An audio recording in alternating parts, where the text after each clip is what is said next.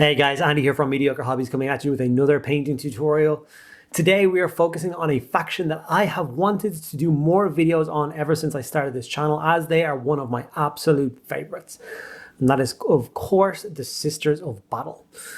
So I had an entire metal Sisters of Battle army before the new releases came out. I painted them in a kind of a sky blue or a smoky grey blue color scheme. Whole army was painted, absolutely loved it, amazing. And when the new plastics came out, I jumped on board and bought everything. That's not true, I'm missing one or two characters, but we won't get into that. And I was basically arguing with myself for months as to whether to bolster my existing metal army and paint them the same, or to do a whole new order. I've chosen to do a whole new order, so I've gone for my absolute favorite, which is the Order of the Bloody Rose, the black cloth and red armor. So that's what I'm going to show you guys here today. So stick around and enjoy the video. Okay, and this is the Sister Superior that I have chosen. It's from the original army deal box that came out when they got redone and is now contained inside of their combat patrol box. She is absolutely beautiful as a miniature, so it was an obvious choice for me. The model was sprayed black and then sprayed grey sear. After this, I used Blood Angel's red contrast to lay down the first coat of red for that beautiful armor. Blood Angel's red goes over this color very, very nicely, and doesn't really do any of the pooling or streaking or anything else like that is associated with the contrast. One of the main reasons for this on this particular model is because their power armored sections are so small compared to like the big chunky Space Marine ones. It makes it much easier to control, and there's less flat surface to cause any of that pooling. So all I did was very carefully went around the entire model on all those armored panel parts that I could find. I did have a reference picture open. I just typed Order of the Bloody Rose into Google Images and pulled up some nice models, just so I knew where the different parts of the model were going to be armored and where was going to be kind of leather or cloth or anything like that. I usually have some form of reference picture in front of me to make my job a little bit easier. This is it with all of the red blocked in. From there, we are going to move over to Wildwood, and we're going to use this for all of the brown leather parts on the miniature. So she has like a cross section of belts, almost like kind of gunslinger style belts that hang down. So there's basically two long belts going around her entire body, and then an assortment of like holsters and pouches and stuff that go around the back. So find all of those and basically give them a nice coat of Wildwood. I also used Wildwood to do the first coat on the leather gloves that she's wearing. I think the Sister of Battle are one of those kind of perfect examples of like the right amount of detail on a miniature. I know some people have problems with Games Workshop models getting too detailed and it takes too long to paint, and sometimes I can see where they're coming from. But I think with Sister of Battle, they kind of just hit the nail on the head. There's just enough of each color that it just balances really, really well. They're definitely one of the nicest miniature ranges they've ever brought out, in my humble opinion. From there, we move over to Black Templar, and we're going to use this to basically go in the robes. So standard Order of the Bloody Rose robes are black on the inside, or on the outside of the robes, and white on the inside. I hate two-tone cloaks and stuff like that, and I also don't want the headache of painting them white, so I'm going to ignore this and I'm just going to do all the cloth in black. This will speed up the painting progress immeasurably. It'll require you to need a couple of less paints in your collection in order to paint up these miniatures, and I genuinely think it kind of gives it a nicer result.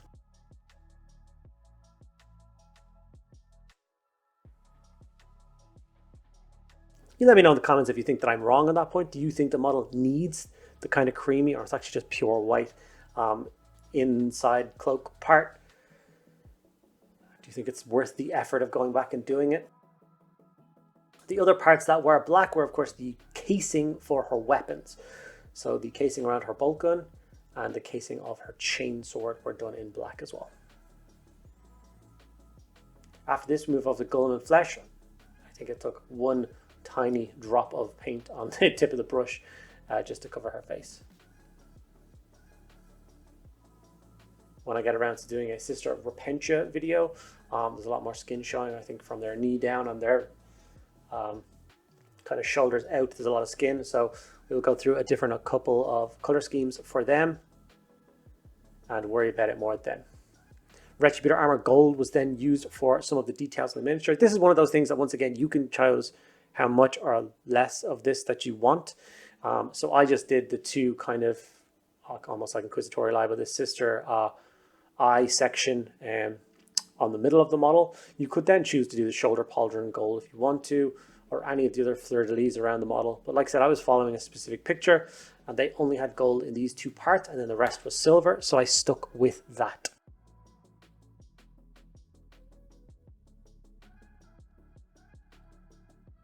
Something about black, red and gold. The three colors just worked so well together. Lead belcher was then used for all the other metallic parts on the model that we were talking about. So the rest of the bolt gun, excluding the casing, the rest of the chainsword, so basically the teeth and the handguard.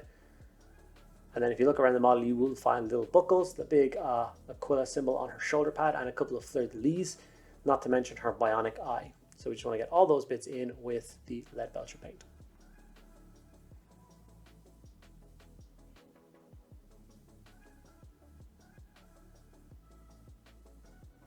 Taking your time not to hit any of that red. We are going to be layering it in a moment, but it's always nice to be as neat as you can with the base coats. So it'll make layering up later on a little bit easier.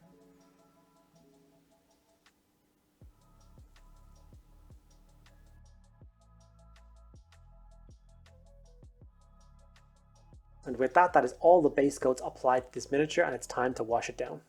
So for this, I've chosen the new Nuln Oil.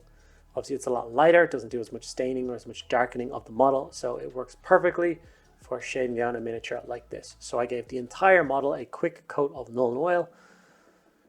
Nothing fancy about it, one solid coat all the way around, and then left that to dry. Normally at this stage I would also base the miniature, but I have plans for how I'm basing these miniatures in a future video, so don't worry too much about that. So for now I just blacked them out, just so it wouldn't be kind of messy and distracting as I go to the layering stage.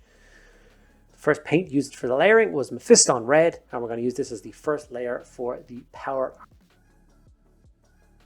Now, I know some people may think that it would be quite slow, contrast, shade, and then 2 layers on the armor, but it's actually quicker than you think, especially with a color like red, which just gives fantastic coverage.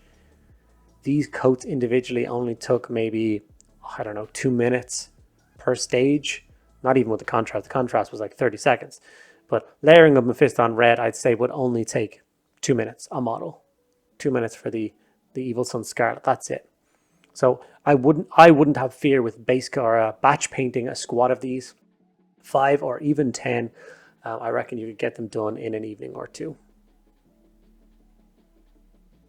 And I think I've made that conscious decision after painting this sister model up that I really enjoyed it, as I'm going to go back and make sure that I have the original army box fully built, and I'm going to start my new plastic Sister Battle collection with just painting up that whole set.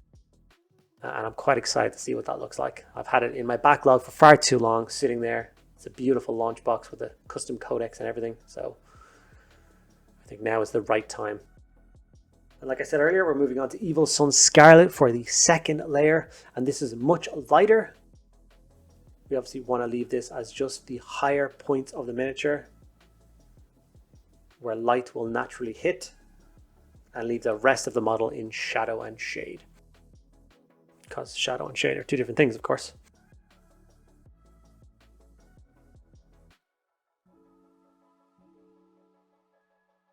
As you can see, I'm not going crazy on these sections, just picking out the little bits that I want to highlight. Along the shoulder pad, just a slight kind of stippled line. Done.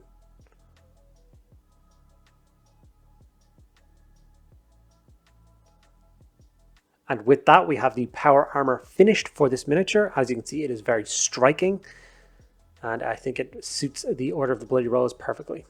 Corvus Black was used to layer up all the black parts. I've said it before in a bunch of videos, I really enjoy using Corvus Black to layer up black because it's got that touch of grey to it. It just makes it pop really well. We don't have to go in with all sorts of crazy edge highlights and stuff. Like I said, the black on this miniature is there to frame the red. It's not there to be a very, like, a focal point. Maybe if you put the white on the inside, like we talked about, maybe then it becomes a focal point, but I'm okay with it being very much a background color just to make the red scream even more. Especially with me, I plan to do more of a red base scheme with these girls. So therefore, if I went for any more bright and vibrant, I definitely think the black is going to be helpful in breaking up the red. From here, we're going to move over to Catachan Flesh. I've started to use this to layer up my kind of brown leathers. Because it's basically designed as a skin tone, it's got a really nice like warmth to it, which works so well for leather.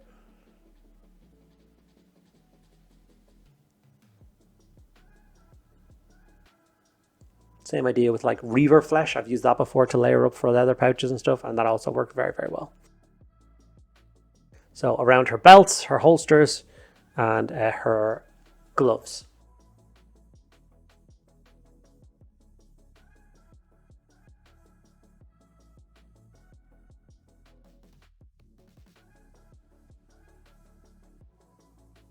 From here, we're moving on to Cadian Flesh, just to give a very quick highlight to her face.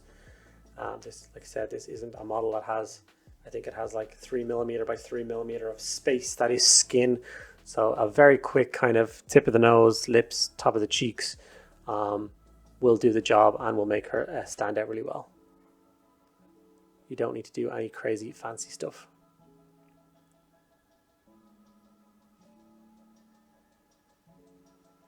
From there, we're going to use Ironbreaker, and we're going to use this to highlight all of the metallic parts on the miniature. And I literally mean all of the metallic parts, both gold and silver. If you've been watching my videos, you know I like to do this quite a lot. And I think you'll agree that the results speak for themselves. It is a very quick, easy, and effective way of layering up all of your metallics at the end of a painting job. For the silver bits, it's a normal highlight. You just want to hit all the flat areas and leave all the shadows where they are, nice and dark. For doing it for gold, all you're trying to find is, think of like a cartoon where, you know, that ping of light hits off the corners. Those are the kind of bits you just want to put a dot of silver on, and it really does make all the difference.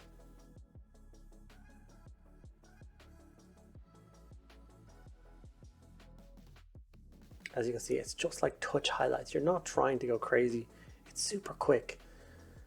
And with that, we have a finished Sister Superior from the Order of the Bloody Rose. I am delighted with the result and cannot wait to get the rest of that starter box for them painted up and ready for the tabletop. Okay guys, and there we have it. One Order of the Bloody Rose Sister Superior painted up and ready for the tabletop. Let me know what you guys thought of this tutorial and the paint scheme that I managed to pull off in the comments below. I'd love to know what you think of it. If you enjoyed the video, make sure you give it a like. And if you want to support me making this channel greater, bigger, and crazier, the two best ways you can do that is, one, hit that subscribe button. It really does make a huge difference. And two, if you want to check out my Patreon, there's links below. There's a bunch of extra cool rewards that you guys can be a part of by joining that. Thank you guys so much for watching to the end of the video. I'll see you in the next one.